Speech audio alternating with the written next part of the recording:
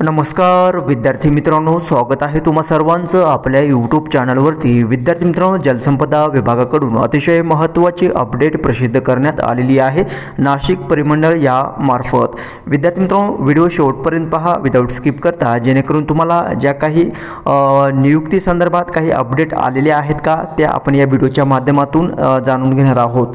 पहा विद्यार्थी मित्रांनो, या ठिकाणी तुम्हाला सरळ सेवा पदभरती 2023 अंतर्गत नाशिक परिमंडळ अंतर्गत या ठिकाणी ही अपडेट प्रसिद्ध करण्यात आलेली आहे। तुम्ही ज्या विभागासाठी अप्लाय केलं असेल, ज्या परिमंडळासाठी अप्लाय केलं असेल, त्या परिमंडळाची PDF तुम्हाला डाउनलोड करून घ्यायची आहे। ज्या पदासाठी तुम्ही पात्र ठरलेले आहेत या पदाकरिता तुम्हाला PDF या ठिकाणी उपलब्ध करून देण्यात आलेली आहे। पहा या ठिकाणी आपल्याला नाशिक परिमंडळाचं या ठिकाणी ही अपडेट जी आहे ती आलेली आहे, ती पाहायचं आहे।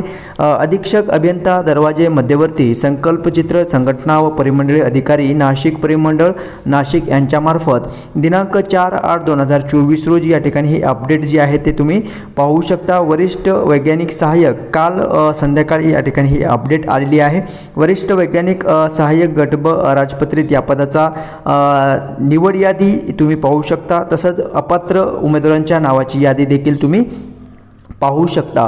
कनिष्ठ वैज्ञानिक सहाय्यक आरेखक प्रयोगशाळा सहाय्यक सहाय्यक भांडारपाल भूवैज्ञानिक सहाय्यक तसेच अनुरेखक गटक दप्तर कारकून कालवा निरीक्षक मोजणीदार स्थापत्य अभियांत्रिकी सहाय्यक इत्यादी पदांचे विद्यार्थी मित्रांनो तुम्ही निवड यादी तसेच शिफारस यादी तुम्ही या ठिकाणी पाहू शकता। आपण या व्हिडिओमध्ये एक PDF डाउनलोड करून घेऊया, जेणेकरून आपल्याला एक डिटेल माहिती पाहाव्यास भेटेल। स्थापत्य अभियांत्रिकी सहाय्यक या पदासाठीची ही PDF मी डाउनलोड करून घेतो, जेणेकरून आपल्याला एक डिटेल माहिती या ठिकाणी पाहाव्यास भेटेल। ओके, सो सी हियर जलसंपदा विभाग भरती अंतर्गत गट ब अराजपत्रित तसंच गट क सरळसेवा पदभरती 2023 नुसार नियुक्तीसाठी शिफारस केलेल्या उमेदवारांची यादी या ठिकाणी प्रसिद्ध करण्यात आलेली आहे।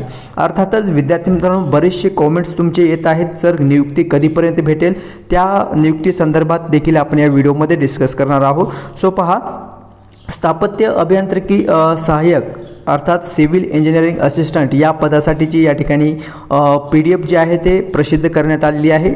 या PDF तुमच्या नावाचा समावेश आहे का तुम्हाला चेक करायचा आहे।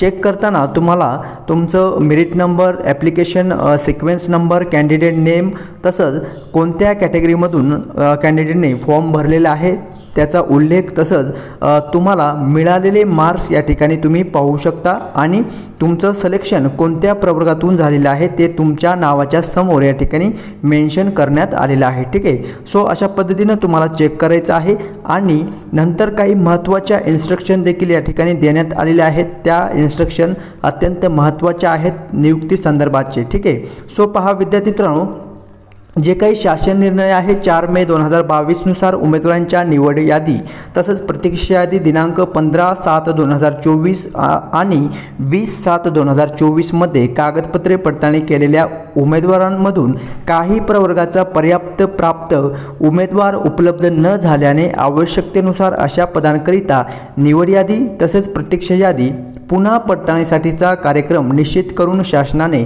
संकेतस्थळावरती प्रसिद्ध करण्यात येईल असं या ठिकाणी सांगण्यात आलेलं आहे। तसंच यामध्ये प्रत्यक्ष रिक्त जागानुसार बदल हे संभवतो। ठीक आहे, सो जे काही पॅरलल रिझर्वेशन आहे, समांतर आरक्षणानुसार जे काही दावा केलेल्या उमेदवारांची शिफारस ही खालील अटी आणि प्रमाणपत्रांचे जे काही डॉक्युमेंट आहेत त्यांची पूर्तता करणे या ठिकाणी अनिवार्य असणार आहे। यामध्ये स्पोर्ट्स पर्सन असो, दिव्यांग कॅन्डिडेट आहे, तसंच माजी सैनिक आहे, प्रकल्पग्रस्त, भूकंपग्रस्त इत्यादी आणि जे काही अंशकालीन पदवीधर उमेदवार आहेत त्यांचाही या ठिकाणी समावेश आहे पॅरलल रिझर्वेशननुसार। ओके, आणि माजी सैनिक उमेदवारांचे प्रकरणी महाराष्ट्र शासन प्रवर्ग जे काही शासन निर्णय आहे त्यानुसार दिनांक 28 व 3/6/2016 चे जे काही शासन निर्णय आहेत त्यांच्या अटी आणि शर्तीला अधीन राहून या ठिकाणी हे जे नियुक्ती आहे त्या करण्यात येणार आहेत। तसंच माजी सैनिक उमेदवारांचे शैक्षणिक कागदपत्रांची वैधता शिफारस सक्षम प्राधिकरणाने प्राप्त होण्याचे अधीन राहून अंतिम निवड जी आहे ते करण्यात आलेली आहे। सदर वैधता शिफारस अहवाल प्राप्त झाल्यानंतर हे अंतिम नियुक्तीचे आदेश जे आहे ते निर्गमित करण्यात येणार आहेत। ठीक आहे, सो विद्यार्थ्यांनो, तुम्हाला आत्ताच्या घडीला काय करायचं आहे, या लिस्टमध्ये तुमचं नाव आहे का तुम्हाला चेक करायचं आहे। आणि जर तुमचं नाव या ठिकाणी या लिस्टमध्ये जर समावेश असेल, या ठिकाणी 2 लिस्ट देण्यात आलेली आहे। जे उमेदवार प्रतीक्षा यादीमध्ये आहेत त्या अशा वेटिंग लिस्ट उमेदवारांची यादी देखील या ठिकाणी प्रसिद्ध करण्यात आलेली आहे। ठीक आहे, आता हे वेटिंगवरचे जे उमेदवार आहेत त्यांना कधी नियुक्ती भेटेल, तर पहा विद्यार्थ्यांनो, ज्या काही शिफारस यादीमधील उमेदवारांचे जे काही हे आहे, ठीक आहे, आफ्टर जे काही सिलेक्शन होणार आहे, काही कारणास्तव त्या ठिकाणी त्यांचं सिलेक्शन नाही झालं किंवा एकापेक्षा जास्त पदावर हे ऑलरेडी कॅन्डिडेट जर रुजू असतील तर ते या ठिकाणी नियुक्ती घेणार नाहीत। त्या जागा काय होणार आहेत, वॅकंट ऑलरेडी राहतील। ठीक आहे, त्यामुळे जे वेटिंगवरती उमेदवार आहेत त्यांना या ठिकाणी नियुक्ती देण्याचे या ठिकाणी आदेश जे आहेत ते देण्यात येतील। ठीक आहे, आणि मेन म्हणजे जे काही फायनल जॉईनिंग ऑर्डर आहेत त्या कधीपर्यंत येतील, तर त्या रिगार्डिंग विद्यार्थी मित्रांनो पहा, एक तर तुम्हाला ईमेलद्वारे जे काही मेल आहे त्यावरती मेल करण्यात येईल, नाहीतर तुम्हाला जे काही पोस्टद्वारे पोस्टद्वारे घरपोच या ठिकाणी तुम्हाला ऑर्डर संदर्भात या ठिकाणी पोस्ट येईल। ठीक आहे, सो हे थोडीशी पोस्ट आता ओल्ड प्रोसेस झाली, त्यामुळे ईमेलवरती तुम्हाला या ठिकाणी मेल येऊ शकतो जॉईनिंग संदर्भाची, त्यामुळे मेल तुम्हाला वेळोवेळी चेक करत राहायचं आहे। ओके, सो हे अपडेट जे आहे ते तुमच्यापर्यंत मला पोहोचवायची होती। जर माहिती समजलेली असेल तर लाईक जरूर करायचं आहे, आणि चॅनलला नवीन पाहत असेल तर सबस्क्राईब जरूर करायचं आहे। ठीक आहे, सो विद्यार्थी मित्रांनो, आणखीन काही महत्त्वाच्या जसे अपडेट येत आहेत जलसंपदा विभागाकडून ती मी तुमच्यापर्यंत शेअर करण्याचा प्रयत्न करत आहे। ओके, सो भेटूयात नेक्स्ट अपडेट घेऊन नवीन व्हिडिओमध्ये।